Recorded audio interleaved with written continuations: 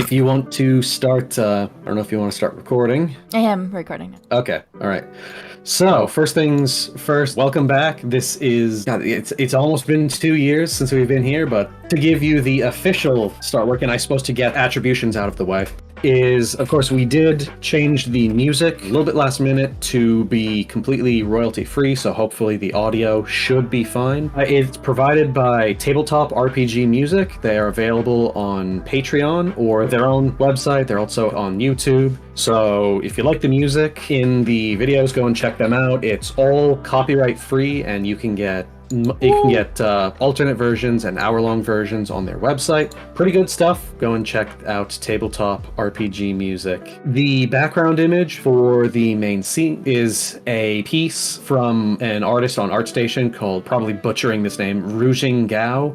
And we're going to make sure that it has full attributions on there. This was kind of the closest thing I could find that wasn't necessarily copyrighted. So if you're reading this, Mr. Gao, please know that this is done purely for personal use. This is not in any way monetized or copyrighted or anything. This is purely just for a couple of friends playing D&D, just to get the kind of setting in mind. So I'll also try to see if I can't provide a link to the background image, just so that way we are giving proper attributions. So all of that out of the way, just to make sure that we do not have lawyers crawling down our backs.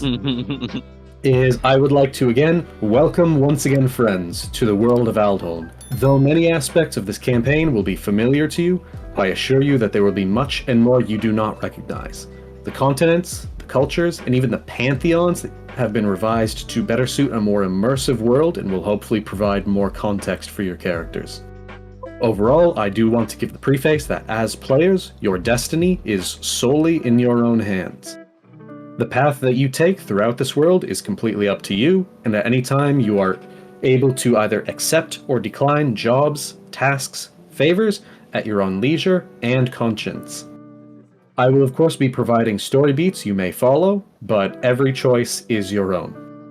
I've provided a small brief for each of you detailing how your characters would have arrived at the starting point in your own private channels in the server. You are free to share it with your other players if you wish. However, I would suggest saving it for RP purposes to provide better context to each other's history, and it is great in-character RP fodder.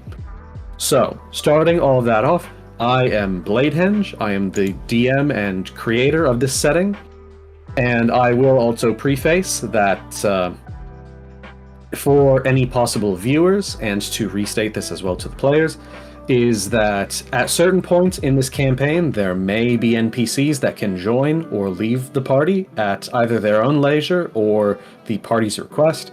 This has been pre-approved by the players, so hopefully that will dissuade any comments of DMPCs. These NPCs are all around the same level as the players, sometimes a little bit higher level, sometimes a little bit lower level, depending on their prior experience.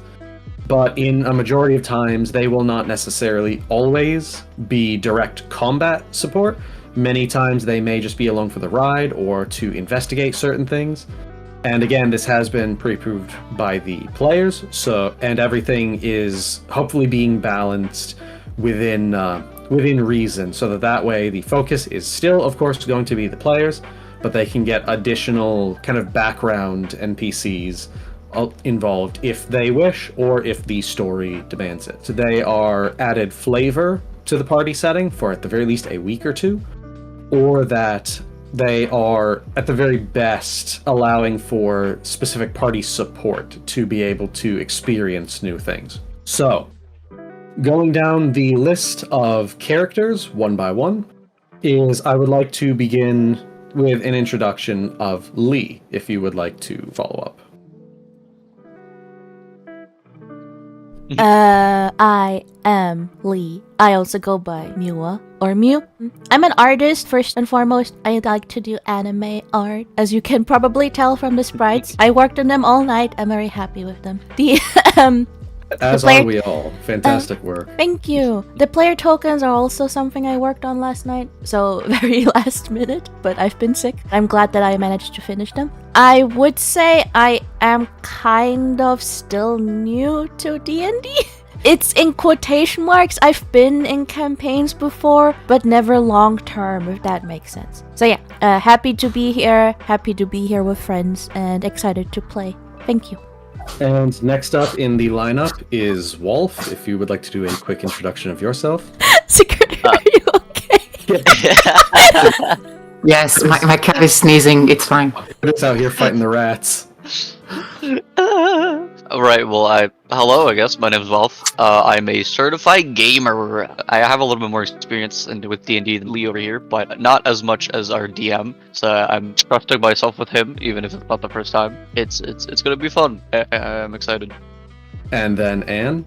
Hi, I'm Anne. I'm a student. I'm 23, and I've been a D&D player for about the better part of 4 years. I've already gotten several occasions actually, to play with Zeus 3, sometimes as DMs, sometimes as players. I am very, very confident in all of those abilities to do a great work in terms of tabletop OP, so I'm looking forward to this game. I suppose if we're doing attributions, I should also say that a majority of roles I will be trying to do through D&D Beyond for our character sheets, and I am utilizing it for specific enemy information. There may be small technical hiccups between trying to get stuff to roll onto Foundry Virtual Tabletop. I have attempted to try and make sure that everything is all set up and going, but we may run into occasional connectivity issues.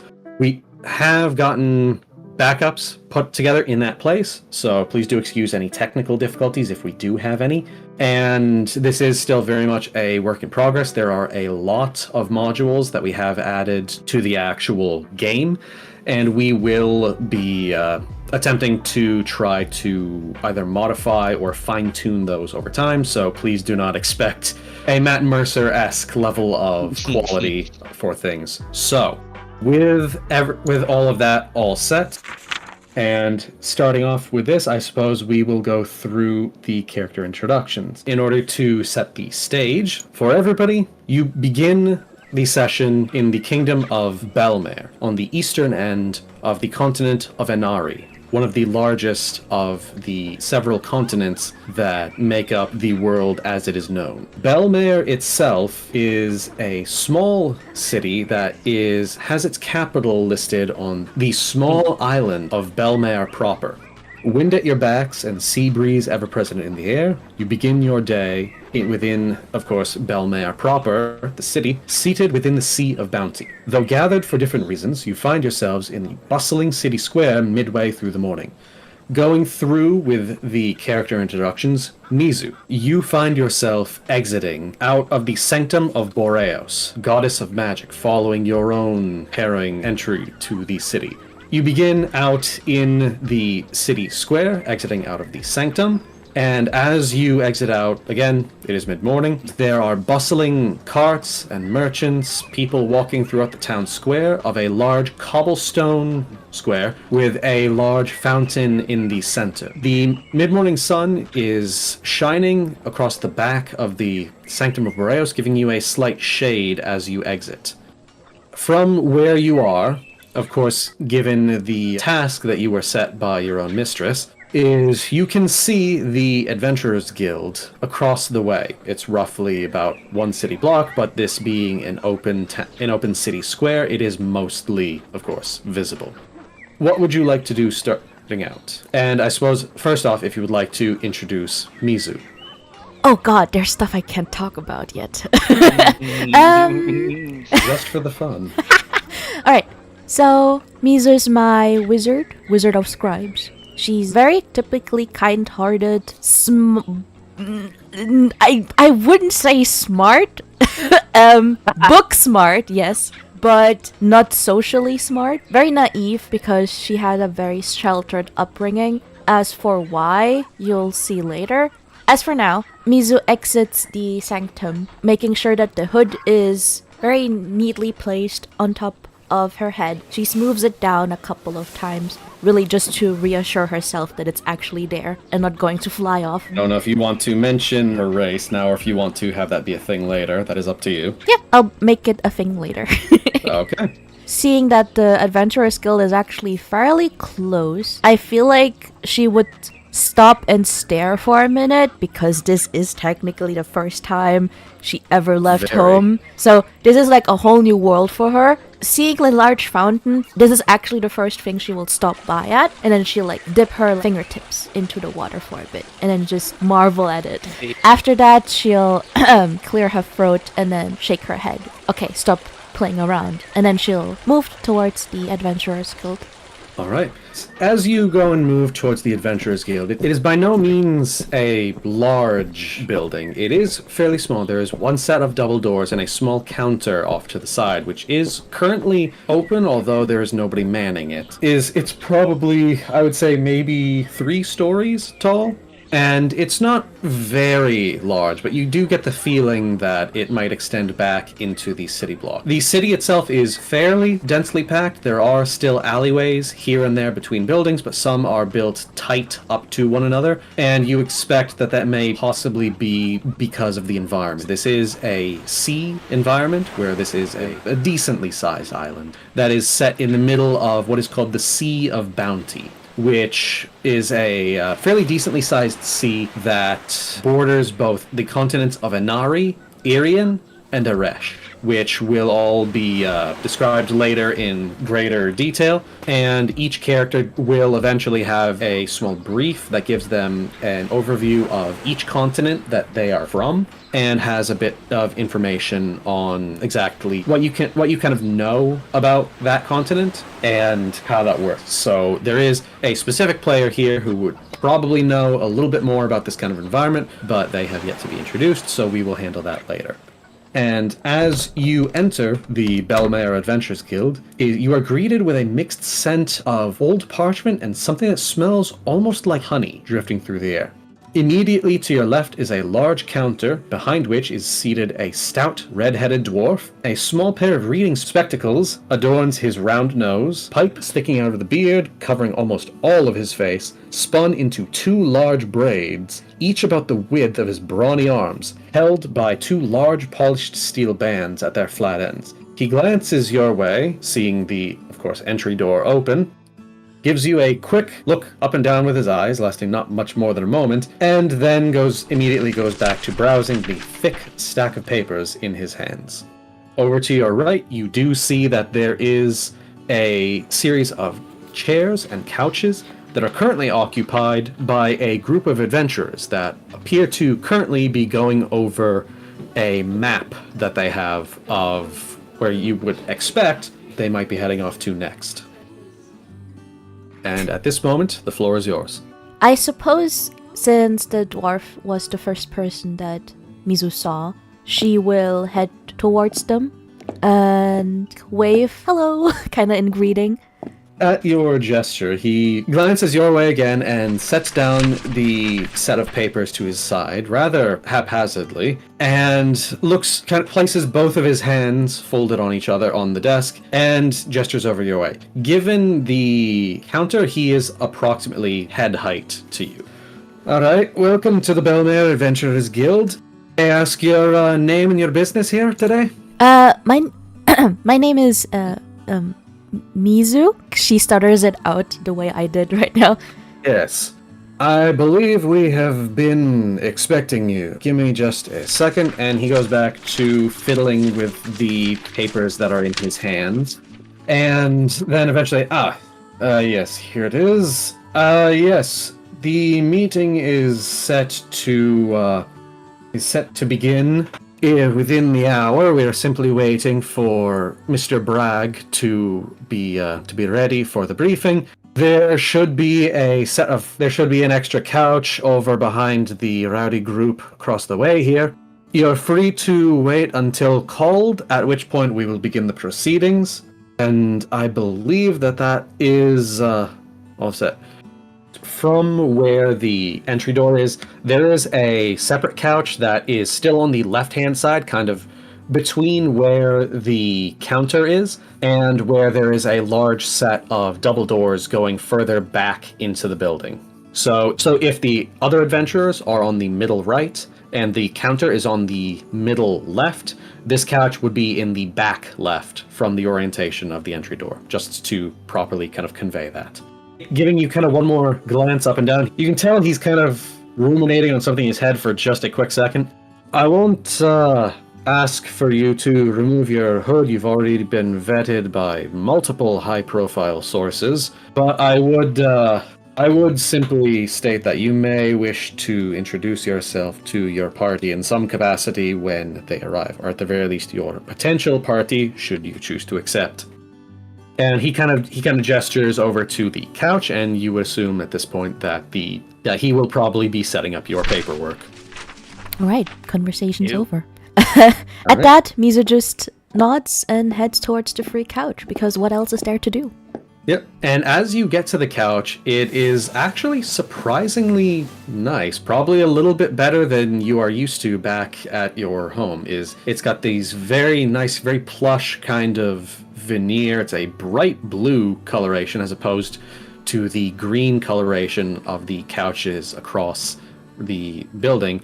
And as you sit down, there is just a very slight little bit of bounce to it, and you are able to set down a couple of your things on the very small kind of coffee table that is in front of you. Damn, you just called me poor in 5 languages. I mean, not really. I'm just saying that this is a very nice little waiting room couch. Okay. But, okay, and then from there, we move off to our next player, Walf. Oh. So, following the events of late last night, you are suddenly and shockingly awakened by a bang at your in-room door, and you immediately shoot awake, finding, of course, the bright, warm sunbeams on your face, and you suddenly realize it is mid-morning. Not early morning. And if you would like to also use this instance to introduce Wylle. Wylle is a fancy little tiefling man, not so little. He is my bard. He will most likely be always constantly annoyed by everything happening around him, and most likely gonna be the one entertaining everyone as well, much to his demise.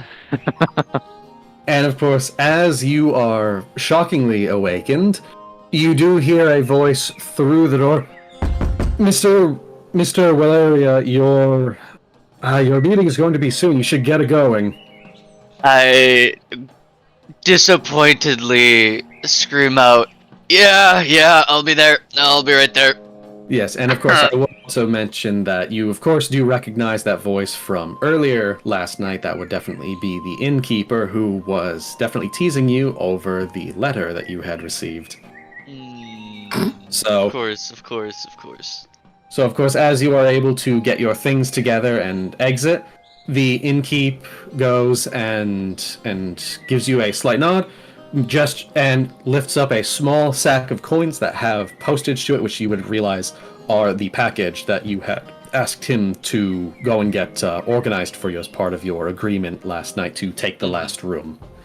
And as you exit out onto the city street with all of your belongings and your gear, of course you are greeted to the same bustling Belmare streets that you are well used to at this point.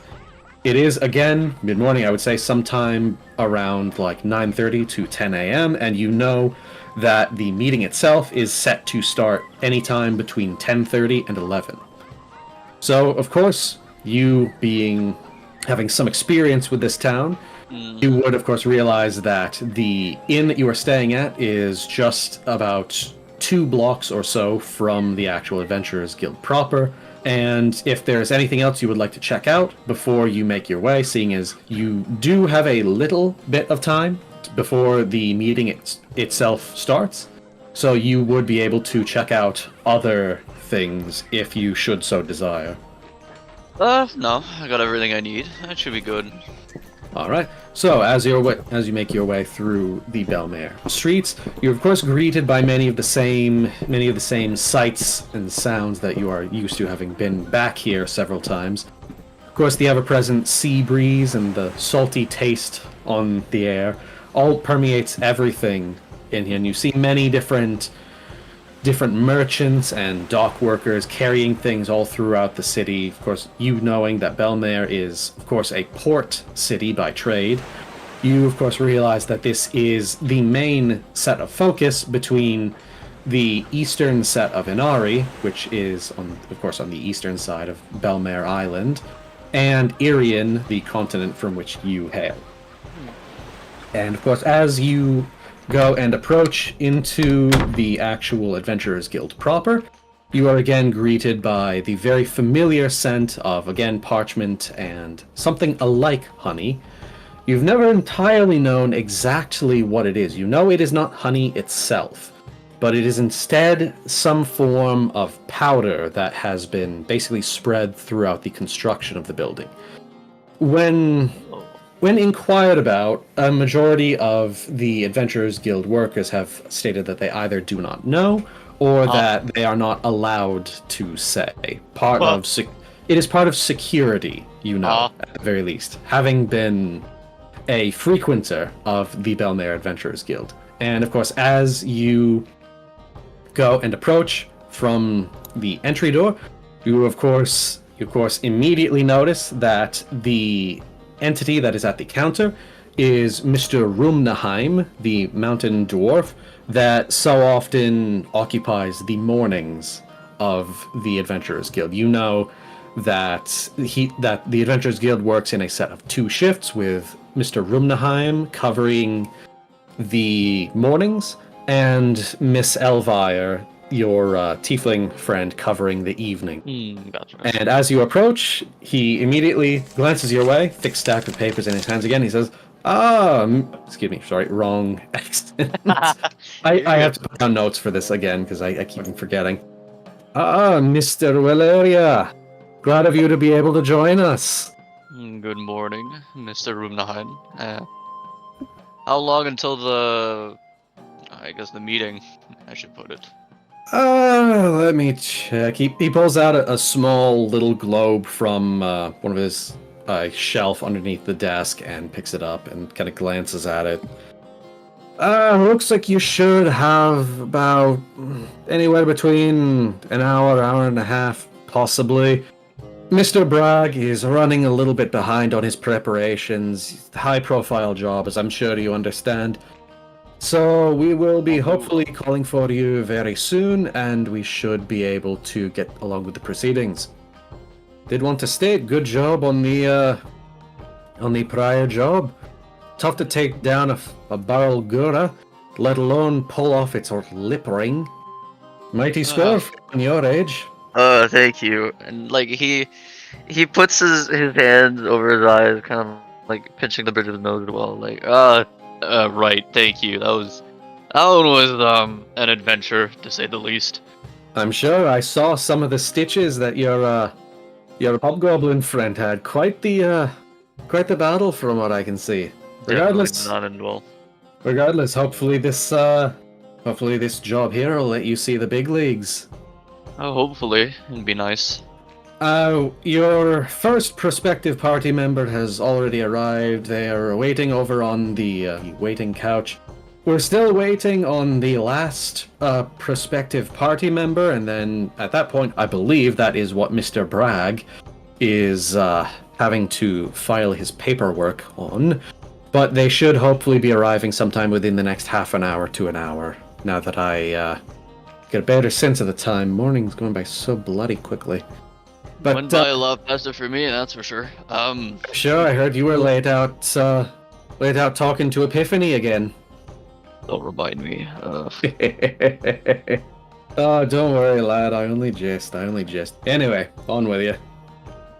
Sir, yes, sir.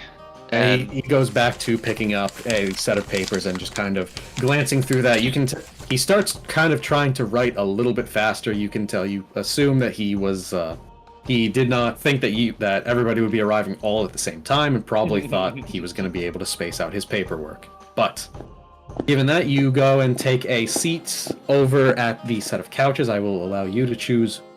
The couches are kind of set up in a C kind of position, where there is one long couch that is flanked by 2 other couches that are all kind of pointing in a C shape towards the coffee table. I will allow you to choose where you sit, and you can also...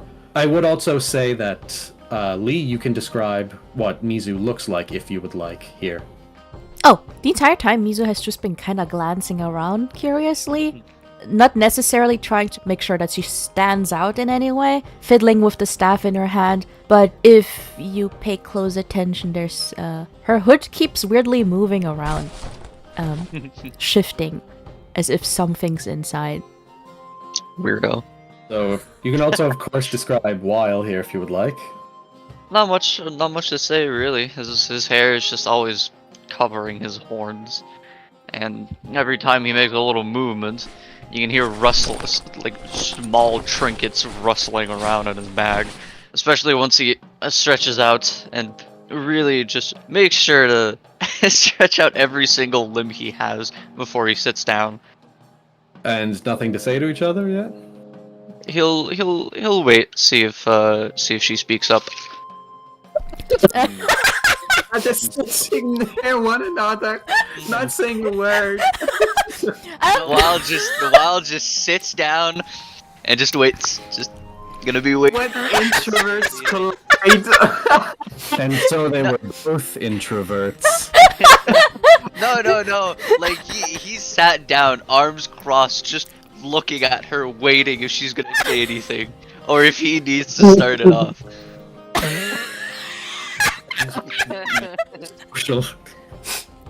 I mean, if he's like boldly staring at Mizu, then Mizu just gonna like looks at him, then looks behind her, like, oh, it's me. And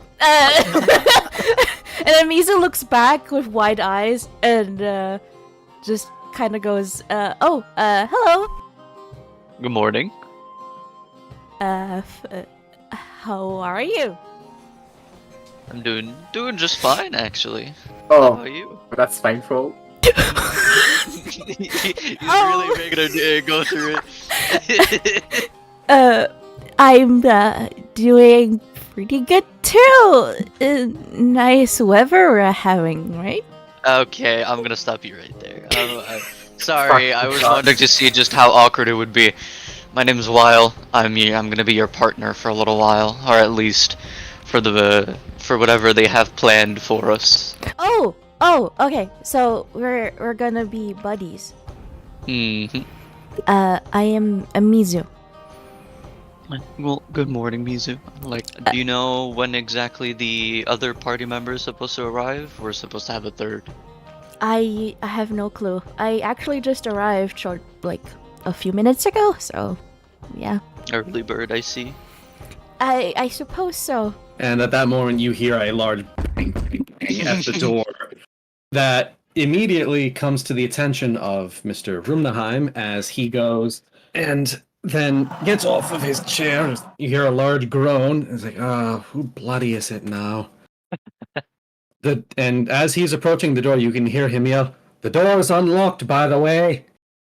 And as he goes and opens the door, I would assume that would probably have drawn the attention of Mizu and Wylle, and as well as the other adventurers that were sitting over at the other couches. As he opens both of the large double doors, immediately you are all greeted by the sound of jingling chains and a large manacled dragonborn man that is being escorted by two of the city guard, which, of course, Wylle, you would recognize. Huh? Oh boy. They go and just nod. Morning, Mr. Rumnaheim. We have the third here for the profile job, straight from Miss Muldrune. She has worked out a contract with this man to be able to hopefully get him on for the profile job that Mr. Bragg is setting up. I believe that he stated that he had something to set up and he went in the back entrance. So I believe that he should already be here. We are simply here to deliver this man into your custody, and that, of course, God, this between you and me, Morgul, this is kind of an off the beaten path kind of arrangement. Is Miss Muldoon has arranged for Mr. Gilderesson, as he turns to you, Sigurdhur. Aye, that will be me. Yes, for Mr. Gilderesson to be present for the job listing, it is within his contract that he has the choice to either accept or decline the job at his leisure, and that is the only, those are the only stipulations of his contract. And with that, here, let me get those off of you. And he goes over and takes out a large iron key and undoes the manacles that were around your wrists. They were a little bit small, but he is actually very kind when he is taking them off, and he also takes off the one there was also a set around your legs. And then the other man that is next to him, which is a man with moppish red hair, goes and hands off your gear as well as the large maul that you had, and he hands that off directly to you. Thank you. You're welcome. Next time, as much as we would like to see Nalda's jaw broken again, please, at the very least, do try to stay out of trouble again. I will not saying anything. I'm starting to ruffle through my stuff, looking for something in particular. I would say that without difficulty, you do find it. It does appear that while they did hold on to your belongings, everything is still in the exact same place that you left it. And you can tell that, at the very least, they were more or less just doing their job. They don't seem to have suspected you of anything greater than the altercation, and that they have been actually very nice about it, because you can tell that while you were in there for maybe about a day or something, that there's at the very least like no dust or no grime on the bag that wasn't already there from when you left it. I don't say anything, but I do appreciate it. All right. Yeah. I ruffle through my stuff, find my flask, and I take a swig of it, and the quivers that I had at the tip of my hands slowly subdues. Yeah, I would say that there is only just about as much as you had left after leaving the bar, which is probably not too much, but there is still just enough in there. Yeah, I'll have a refill later. And of course, throughout all of this, you can see down to Morgul, who is, barely even half your height, being a mountain dwarf. Of course, you just see him just kind of looking up. He looks kind of at you and then looks at the guards, and the guards kind of give him a nod, and he's like, "All right, well, far be it from me to go and argue with the queen." And with that, he kind of turns around and gives you a little like follow me gesture over his shoulder, and kind of goes back up behind the counter. And all right, so I was already to gather you must be Mr. Sigurdhur Gilderesson. And Aye, that is me. Yes. I was worried for a second that you might have been disconnected or something. My apologies. So Connection had the jitter, but I think it is back. I'd like to think Sigurdhur actually took that much time to reply. Yeah. they just start going wall-eyed. All right, so Yes, that is me. All right, so yeah, it looks like you have been vetted for the meeting at the very least. According to your paperwork, it does appear that yes, you were vetted by Miss Muldoon herself. So I would assume that you should hopefully fit in right along with the job profile. It is a fairly high-profile job. I can't imagine why you would ever want to decline it, but at the very least, that is well within the stipulations of your contract. Your other two party members are already arrived over here on the back blue couches. If Mr. Bragg went in the side entrance, the meeting should hopefully be starting fairly soon, and you should have maybe another, knowing him, probably another 15 minutes before he starts, although I would not count on that, knowing the red letter day that this is. And he kind of gestures over to the same back couches where your other two party members are currently waiting. And if you would like to describe Sigurdhur as the rest of the room is still kind of looking at you, probably because of that entrance. Oh God. Mm-hmm.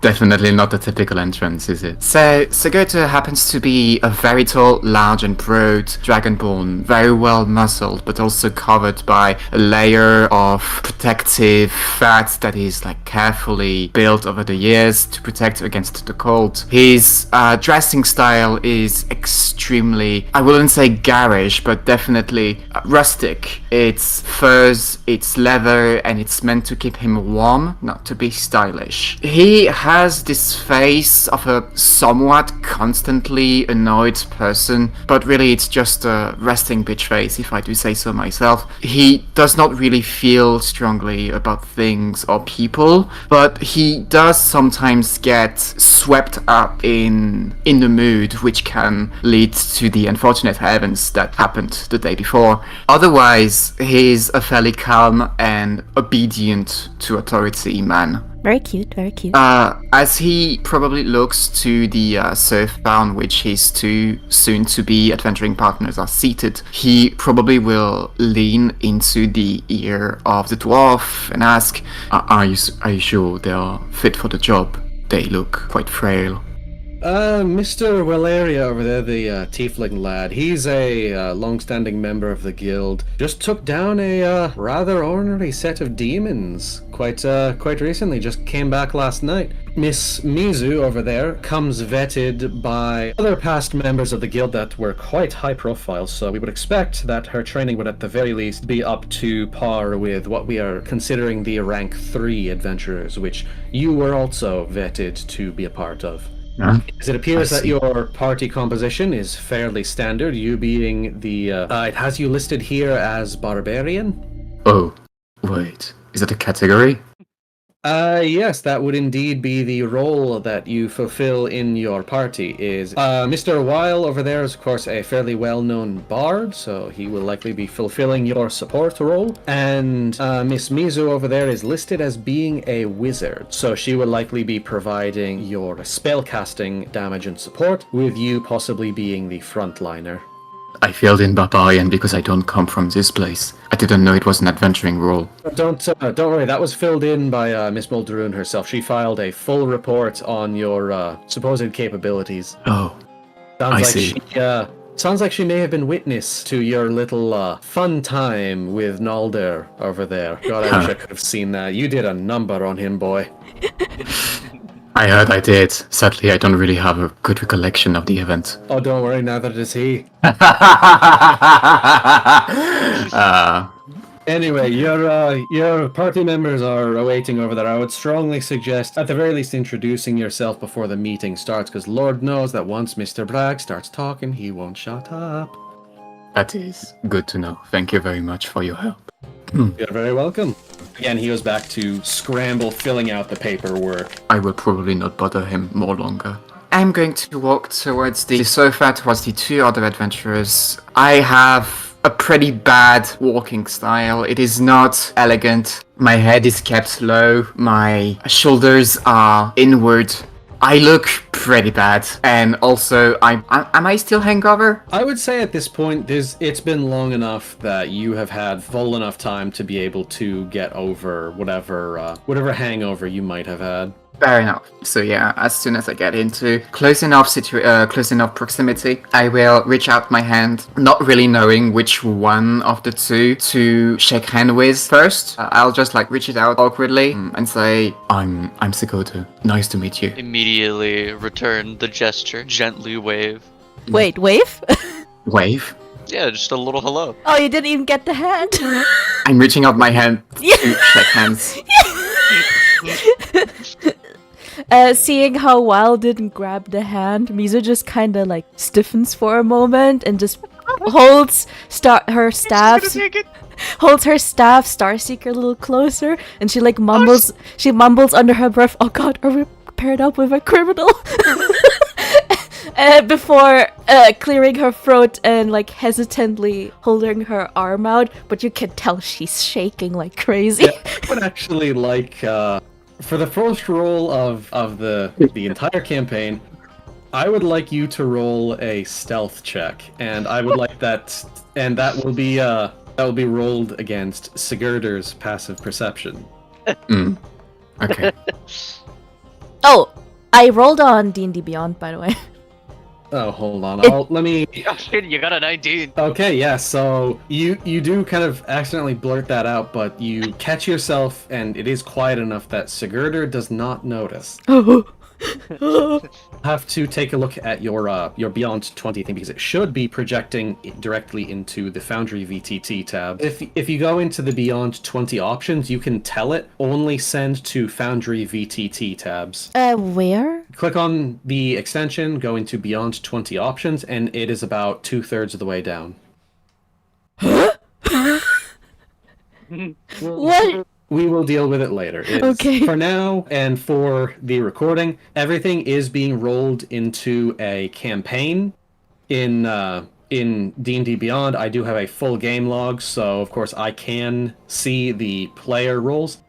Unfortunately for this first session, it looks like we have run into the first technical difficulty of possibly many. We can look over it during the break.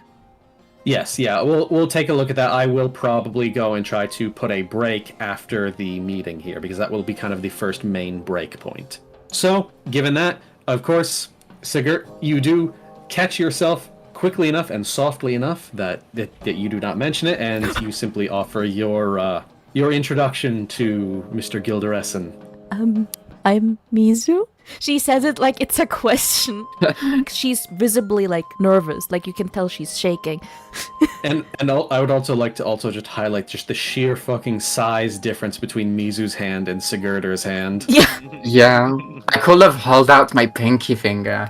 Yeah, practically, because just in terms of size, I mean, obviously the character icons denote a little bit of what the actual height difference is. But in terms of like how tall they actually are, I don't know if you might want to go from tallest to shortest about approximately how tall they are, just to give people kind of an idea.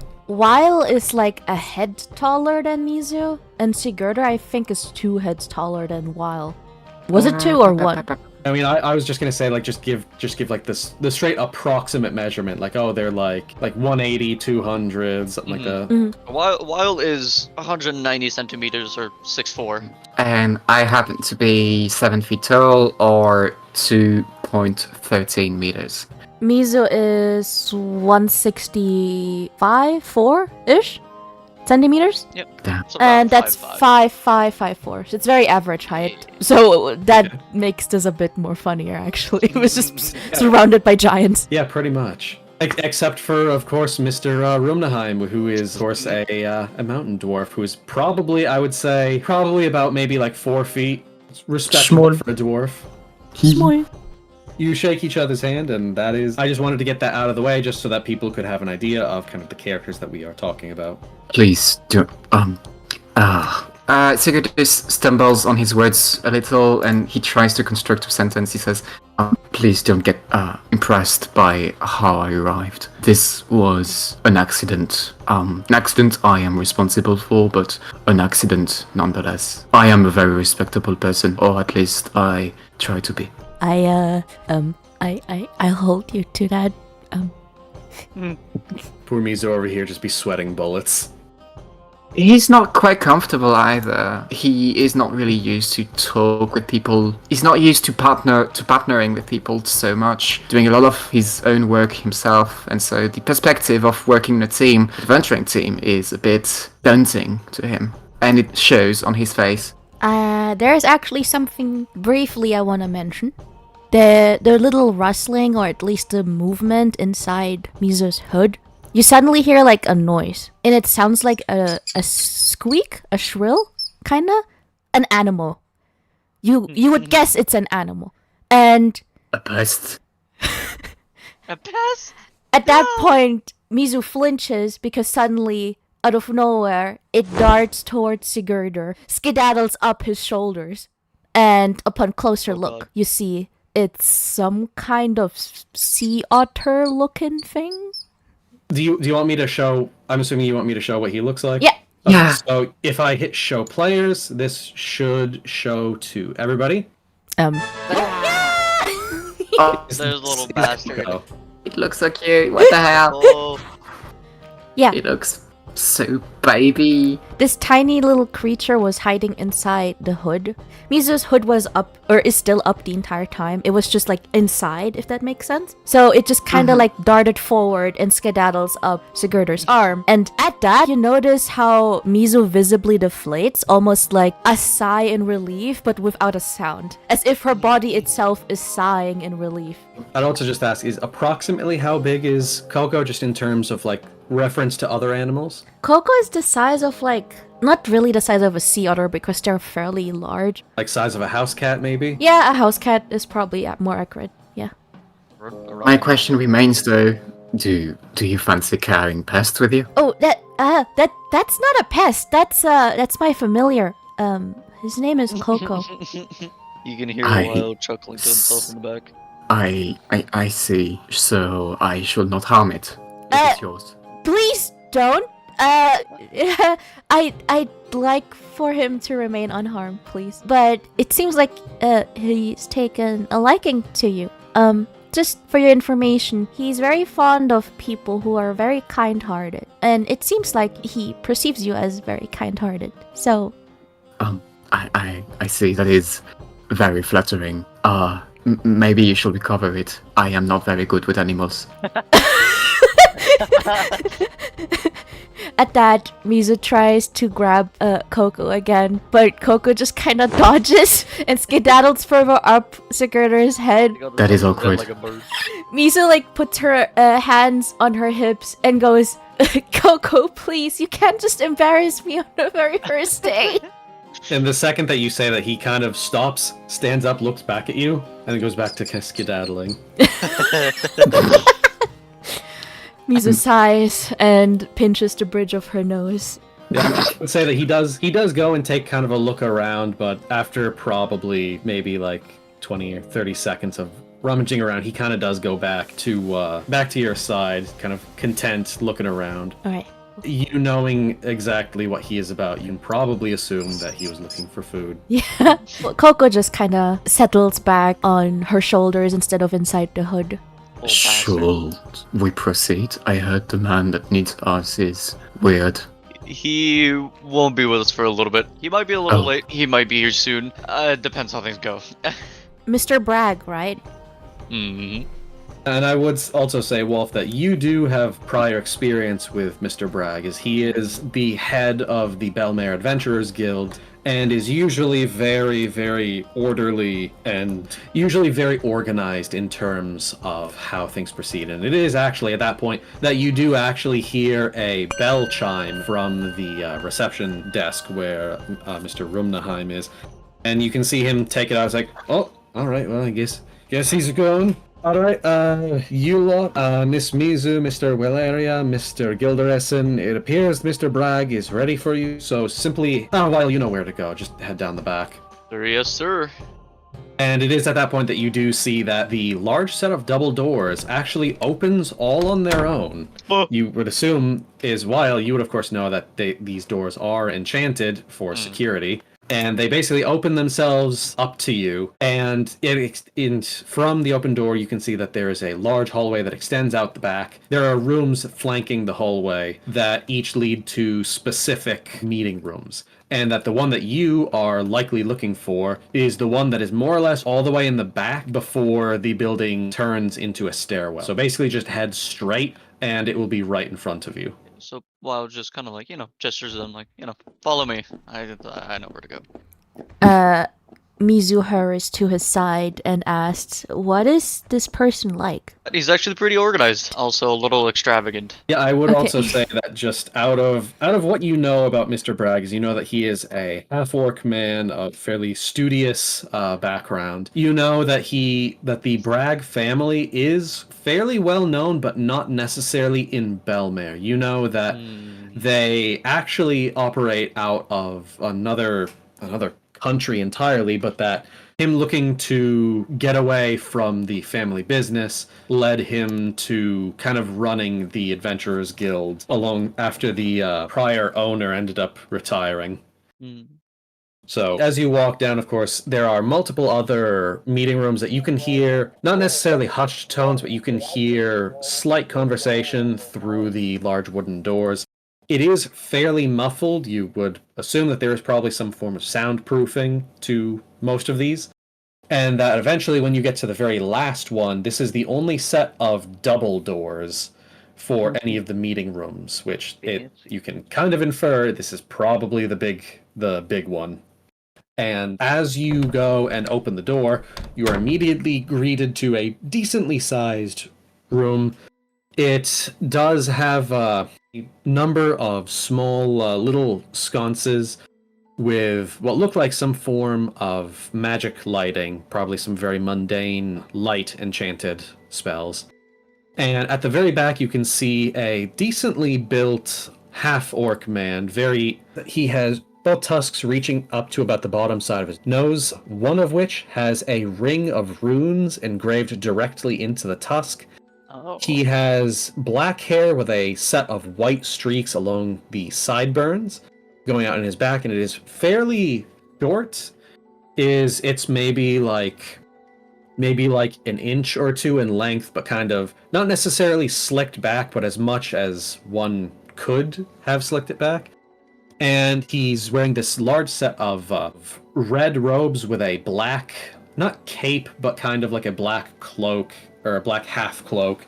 And he is sitting down at the opposite end of the table from where everybody joins in. And there is actually 4 chairs, 2 on each side of the meeting room, with a large map that is in the center and a chalkboard that is on the back. And as you open up the door, you can see he takes note of you, stands up. Ah, welcome. My name is Sigismund Bragg, master of the Belmare Adventurers Guild. You must be the prospective hires that we had vetted. Yes, sir. Yes. Nice to see you back, Mr. Welleria. Impressive score on the last job. Thank you. Hopefully the rest of your compatriots will do well on their way. Apologies for my condolences for the abrupt breakup, but such is the adventuring life. It was bound to happen. Yes, your hobgoblin friend had quite a lot to say about you. I believe he took it rather hard. Yeah, sounds like him. Sentimental man that didn't want to speak up about it when I was there. Yes, as is his type. Regardless, moving on to the specific job at hand, if you could each take a seat. And as he extends his hand, you actually do see that 3 of the seats actually do magically pull themselves away from the table, allowing you to sit down fairly easily. All right. Wylle sits down at the one that has the other chair pushed in. So he sits by himself. Mizu sits next to the one closest to the door. Okay, which leaves the one open chair, the one right next to Mr. Bragg. Is it does it look sturdy enough for me? It doesn't look necessarily sturdy. It looks like a fairly standard wooden chair, and it does have kind of like a cloth layer to it. It doesn't look like it's necessarily a cushion, but it is at the very least a decent quality cloth. And as you sit down, you do hear it creak just a little bit, but not in the way you would expect. It almost feels like it got sturdier as you sat on it. Is it adjusting to the height or size? Not to the height or to the size, but to the bulk, basically. It appears to be emboldening itself to be able to hold his weight. I stare at it. I'm trying to understand what just happened under my butt.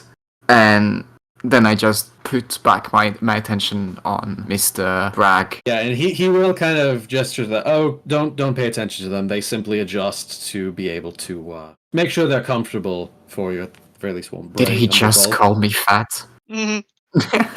I mean, if you want to take that way, he was simply explaining the enchantment. Yeah, I know. Anyway, to get immediately to business, to hopefully have you on your way. So, the Adventurers Guild of Belmare has received a contract that there is no singular employer for this. The anonymous benefactor that put together the specific job in question was the International Alliance of Adventurers Guild. Roughly every single guild on Eastern Inari and Western Irian is looking to go and file a recovery mission for some items that was set to be delivered to a new settlement that we have across the border. Given the situation with this specific settlement, I would, first suggest you brace yourselves, because the specific settlement in question is a new settlement called Weave that is situated across the border to the cursed continent, Aresh. And at this point, I would say that pretty much everybody, maybe with the exception of Sigurdhur, would immediately recognize this. This would be easy world knowledge. And in fact, actually, in order to actually see how much you know, I would like everybody to roll a history check. Alright, let's go. Of course. A 23 on Mizu? Unsurprising. Oh! Okay, didn't work, but I rolled a rolled a 1! I was gonna say, did you want to roll, Anne? Normal roll. Okay, so it looks like the plug-in is working for Anne. So, okay. So 8. Sure. And Wylle rolled in that one? Yep. Okay. With all of this being stated, it makes sense that Mizu, you would be one of the most knowledgeable about this. Aresh has been a continent in name alone. It is a swirling morass of storms, curses, and unexplained natural phenomenon that has been cut off from the rest of the world, despite it bordering two of the great continents, the continents of Inari and the continent of Wuyon, which you hail from. And you would specifically know this well because Wuyon is very isolated from the rest of the world. There is the large set of mountains where that separates it from the other large continent of Shohan. So pretty much Wuyon has a Himalayas style set of mountain ranges to its east, and then to the north is the cursed continent of Aresh. And this is a big deal, of course, for Wuyon, because the only way that Wuyon can trade with the rest of the world is either sailing far off west across the border of the map to reach Shohan, or to effectively sail north and skirt the cursed continent, which is to invite danger. It makes sense that she would know because she would have to bless the sailors for safe travels. Yes, which is a huge deal because depending on how daring the sailors are, they either, the less smart ones, attempt to make what is called the Run of Sorrow, which is basically skirting as close to the border of the cursed continent as possible, at which not many return from. It is usually a run that is being made by smugglers or by people who are very, very desperate. A majority of them give a berth of a couple of days of distance away from the cursed continent, and usually those are the ones that come back, but it extends their voyage by, at the very least, a couple of days. And then, while you've never been one for geography, you do know the name Aresh, but unfortunately, you've always had your own reasons for why you're on this job, and the geography is never really been of huge import to you. You simply want to know where to go, what to do, and what mark to collect. And then Sigurdhur, you know a little bit about it. You mostly also only know the name Aresh from stories and tales that have been told by your tribe, and it is usually a land of disaster and reckoning. It is usually described as a place where only the foolhardy or the suicidal go, and that none have ever returned. And that is a story that has been passed down from generation to generation from your tribe's leadership as well. So you know that this is serious, just based off of the centuries that this tale has possibly been passed down. Oh, that's sweet. That is so sweet.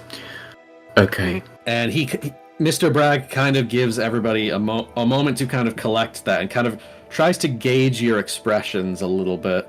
In a deadpan face.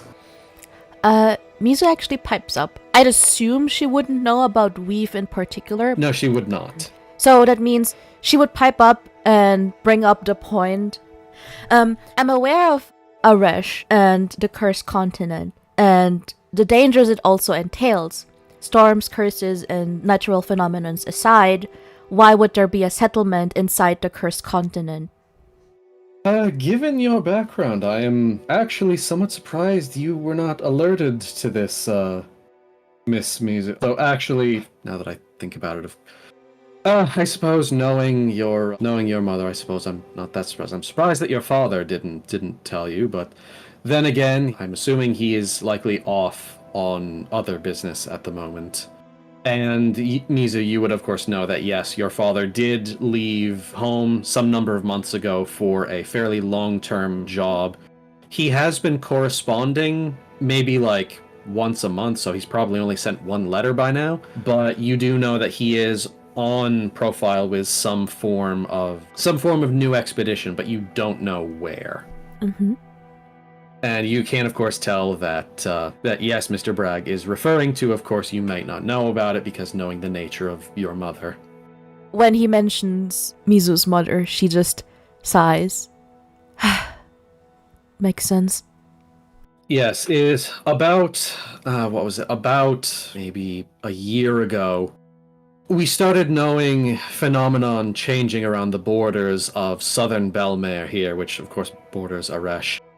For millennia, possibly as long as time has endured, we've known that the Cursed Continent is not to be trifled with. There are strange phenomena that occur along its borders. People, even within a mile of the border storms, go missing or have strange tales attributed to them, as well as the introduction of other species that do not exist elsewhere in the world, most keenly being the Lapine species, as we have been referring to them for the last several decades. I would assume many of you may not know of them. They are more common in southern Inari than they are in Wuyon. But a short while ago, a year ago, in the span of things, I suppose a year is short for nonsense we deal with, but there were openings that we were finding in the storms. Certain days had clearer storms where the terrain was actually passable, and we were able to get a sense of that passage was complete. Since then, the passages have become slightly more and more stable. There are still some storms along the border, and we do know that, based off of divination of the continent, that only the continent of Aresh, which was previously a large supercontinent, has now been divided into what we are calling Aresh and the still cursed continent, Lutari. Aresh itself is small in size, I would say possibly maybe half the size of Wuyon, but the entire interior is entirely just absolutely uncivilized. There is no civilization that we have found within so far that has given us any lead to believe that this is not the first expedition. Over the past year, the International Alliance of Adventurers Guilds has been putting together resources to put together a settlement that will act as a form of crossroads between Aresh and the other bordering continents.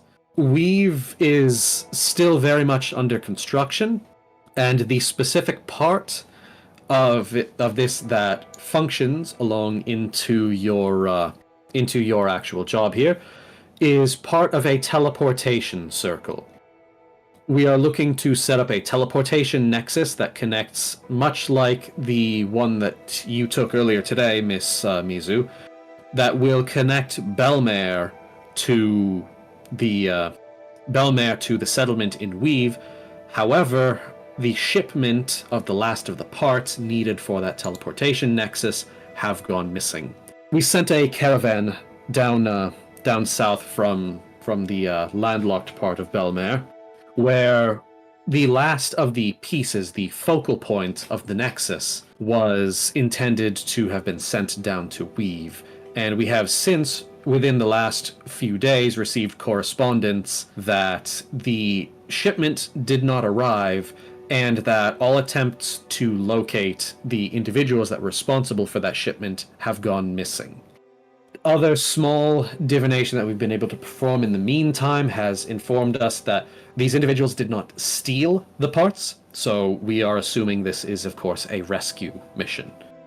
You are to travel south for a day or so to hopefully find the individuals that were processing this shipment, retrieve the artifact, and then make your way south to the neighboring city right on the border. And I appear to have lost that part of my paperwork.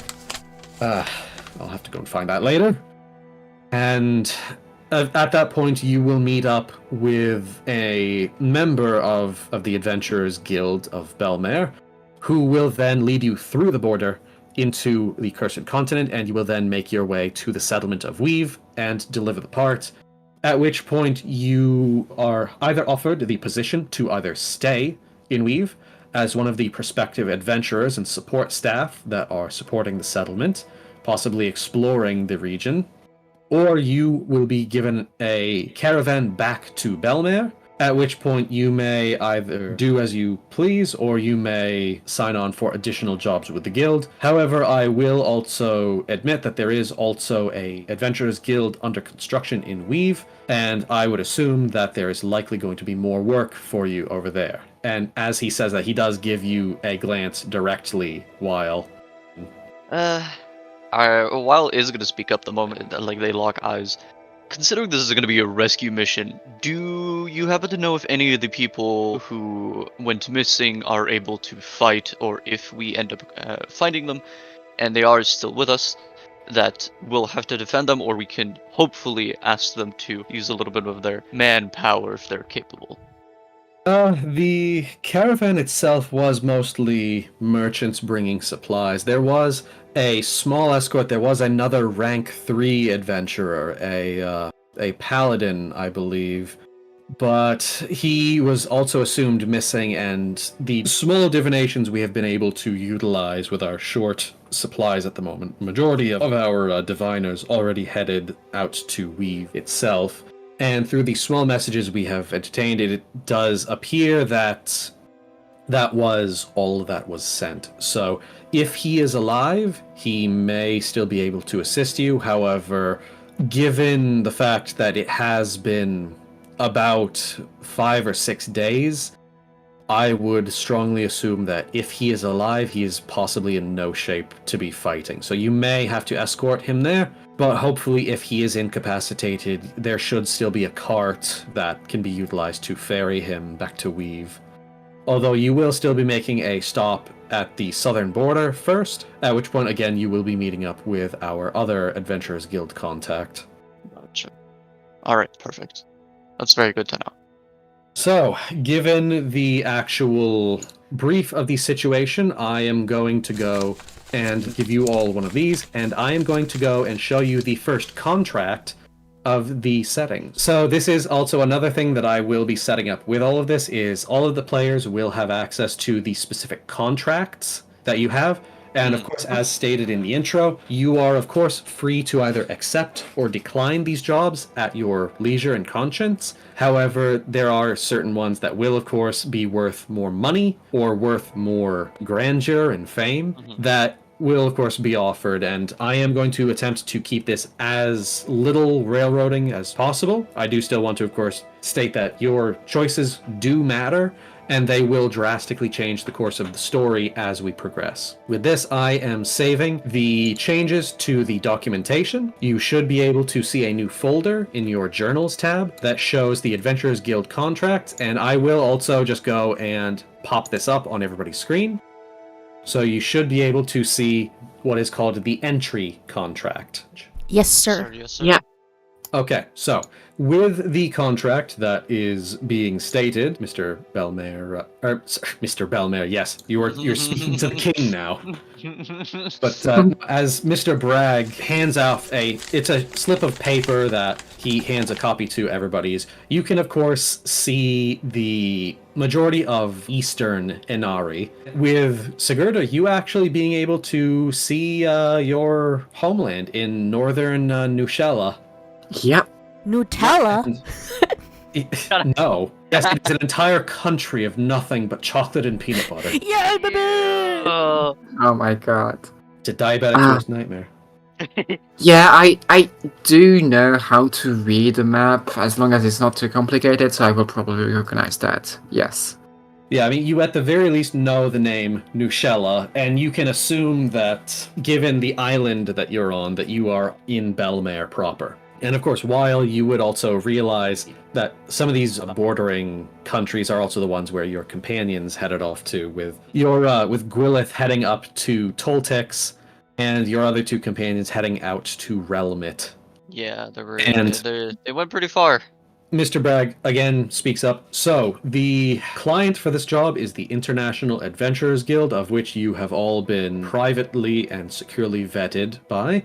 The reward for this job is 150 gold per adventurer. Your main objective is recover key materials from the missing shipment to the new settlement Weave, with your secondary objective being assisting the missing caravan crew safely to Weave, or, if all has gone wrong, recover their bodies, or at least their personal effects. The failure condition of this job is failure to deliver the designated materials to Weave within 1 month, and that extensions to this deadline will be allowed if contact is made mid-mission, and of course by certain scenarios that may pop up. I Is- have a question. Yes, Miss Mizu? Oh, she wouldn't say it like that, sorry. So, Mizu, raises her hand and says, I have a question. Yes. She then looks at the paper, then back up, and asks, are there any specific things we have to keep our eyes open for? What do the shipments look like? The key materials?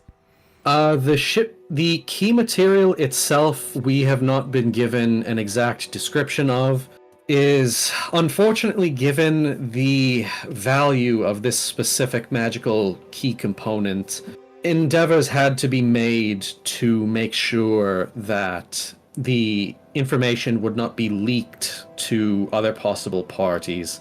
The White Rabbit is still much at large, and we need to make sure that this part does, at the very least, make it to Weave without possibly being intercepted by thieves. And while you specifically, I would like you to roll a history check.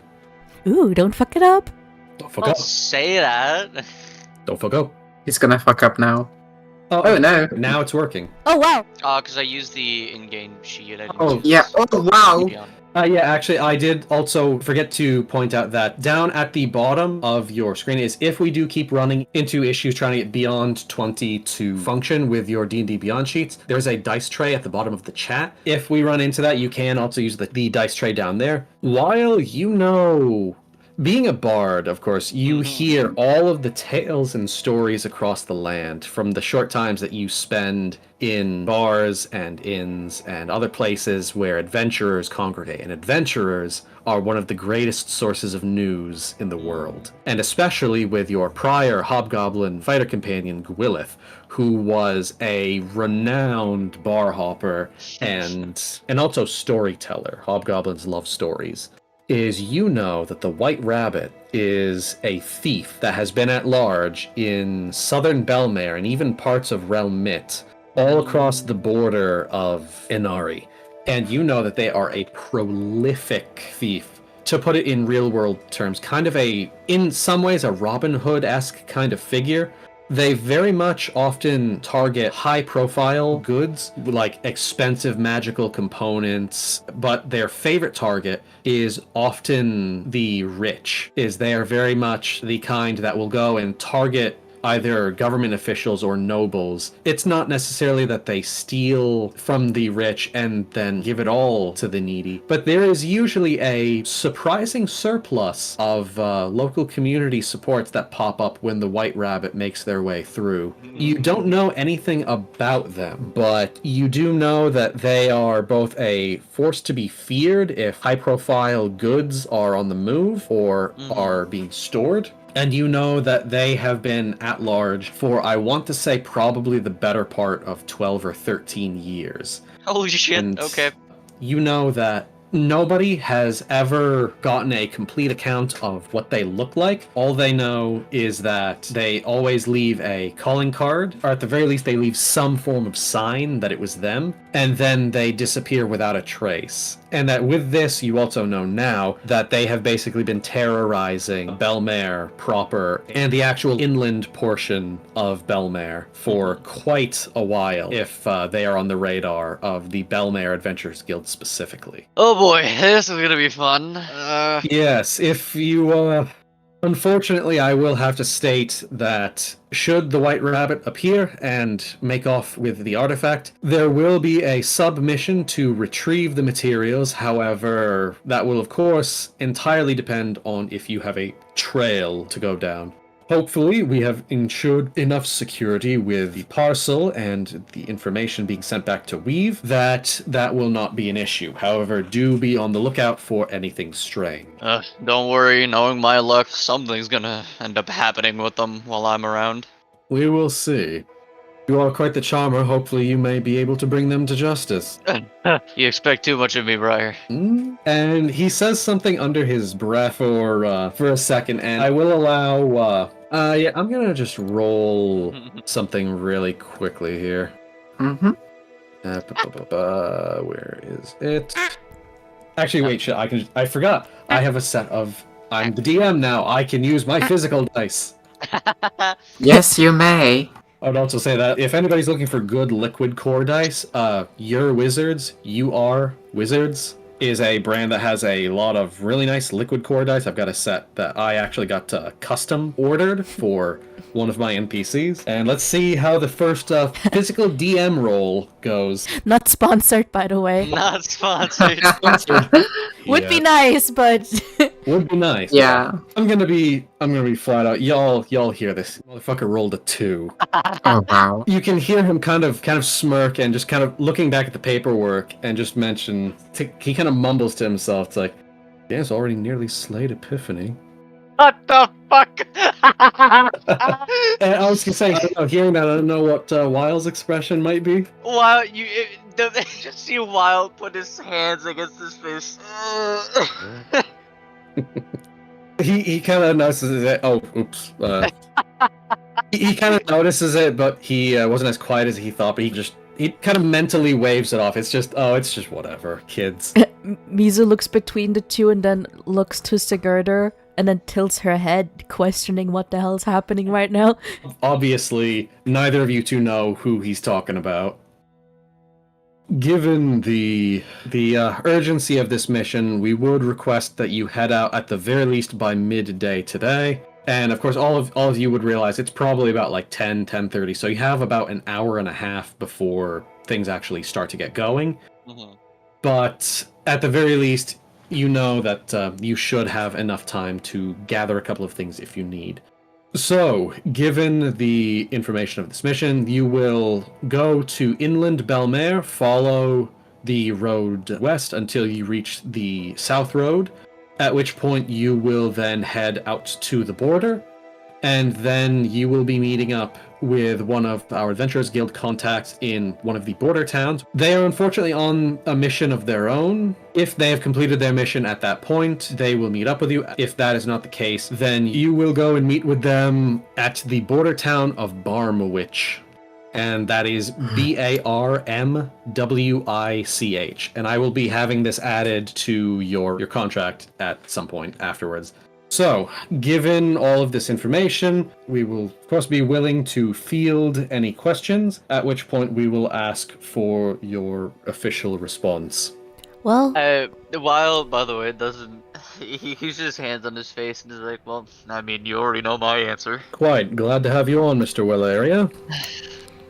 Mizu looks over the paper once more and then nods her head and goes, I'd like to assist with this as well. All right, very well.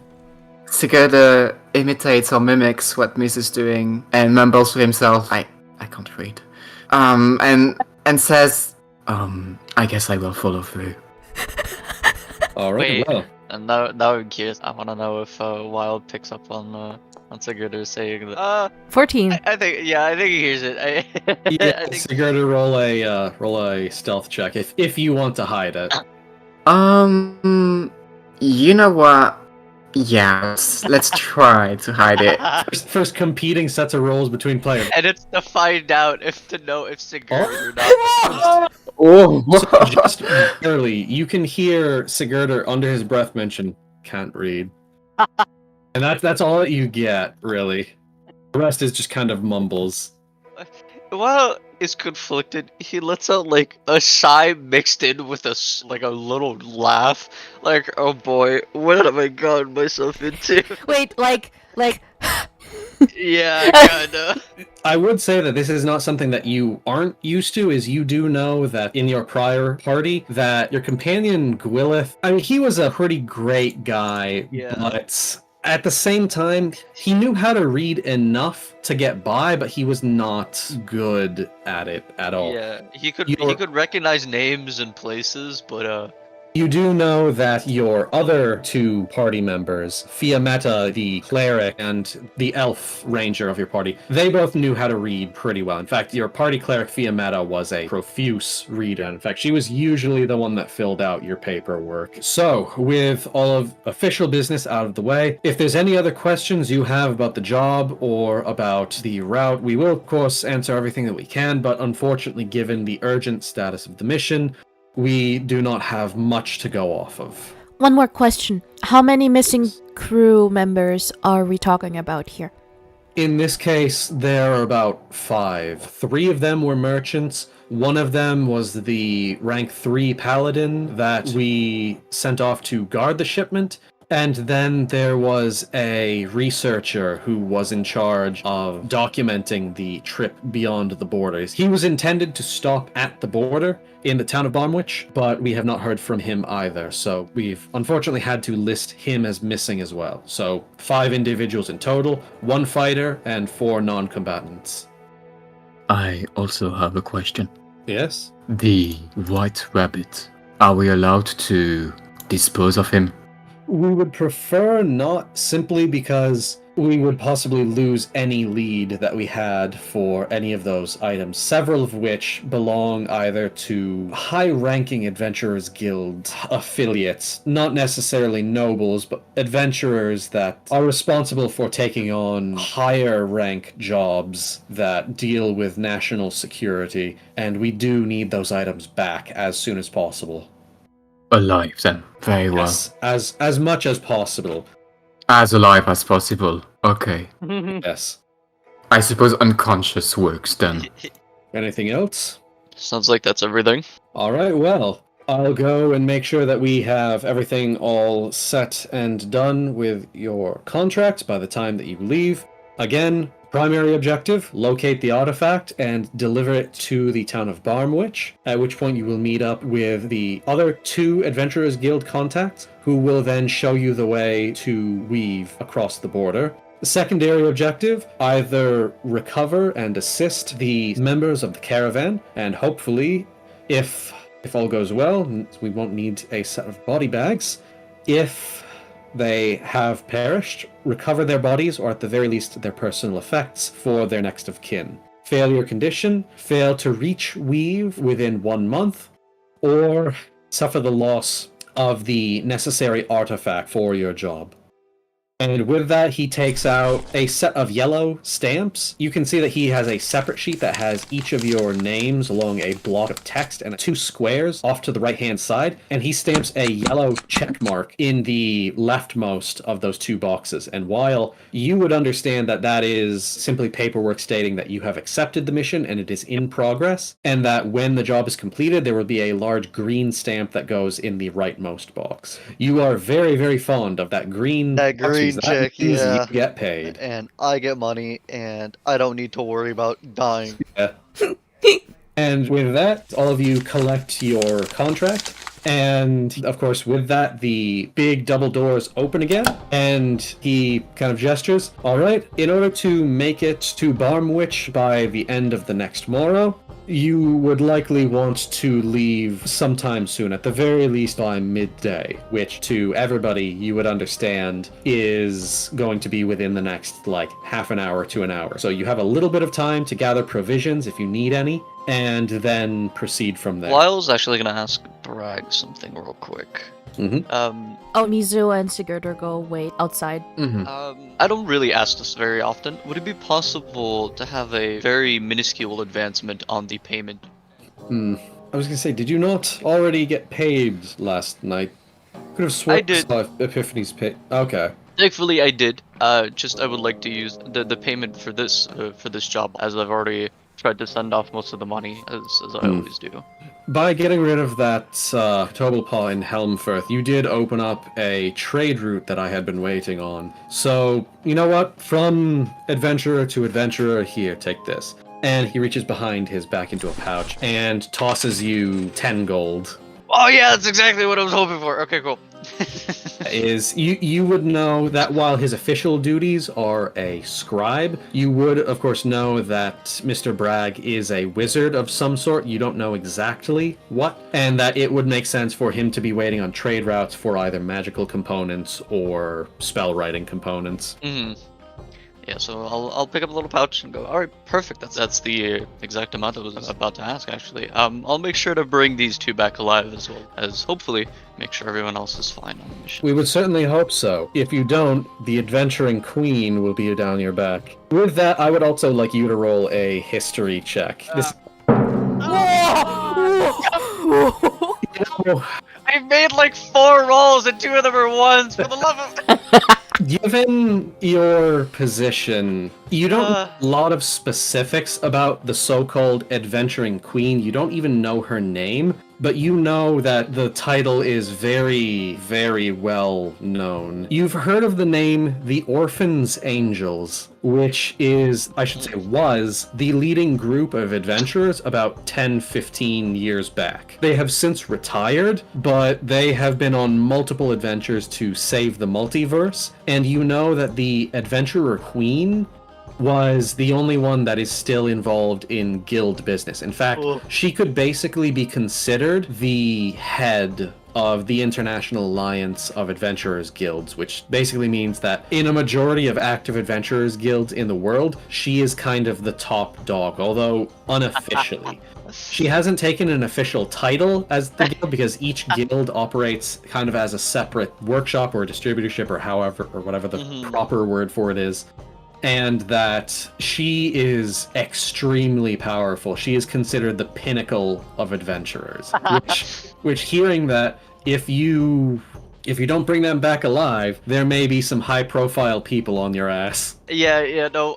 Well, I was kind of like, oh, good. So he verbally says, oh. You can tell by his tone of voice and the slight smirk that he has on that he's mostly just joking with you. You would have heard that the benefactor for Sigurdhur had basically stipulated only that he had to attend to the meeting, and that after that he was free to do whatever he wants, so you can infer that it's not necessarily that it's like, oh, well, if he winds up dead, she's going to be after your ass. It's just that, like... Oh, it's one of the 2! But of course, he would also mention is that, and while the queen may not be on your ass about the other one, let's just say that a certain head priestess of Wuyon would not be happy about that. I'll keep that in mind. I'll make sure to use everything I can if anything happens. I'm sure you'll do fine. Your track record is immaculate. Reassuring. Wait, is she still in here? Because I thought you... No, she did not. It's just common. acting. Okay. Yeah, Yeah. that's why I was like, openly speaking about this because I thought that And anything else? you overestimate my capabilities, but thank you very much. We will see, I suppose. And with that, he goes and sits back down at the head of the desk and begins filling out the rest of the paperwork. You also realize he's probably also filling out missives to give your appearance information to your contact in Barmwich. At that point, you go and just join the rest of the others, walk down the hallway, and as you're heading on your way out, you can see Mr. Rumnaheim go and just kind of glance at you all and just kind of give a nod, as you can assume a nod in good luck, as all of you exit the Belmare Adventurers Guild, and this is where we will take our first break. Yeah, baby, is what I'm talking about. Woo! You have accepted your first job on behalf of an international alliance of adventurers guilds.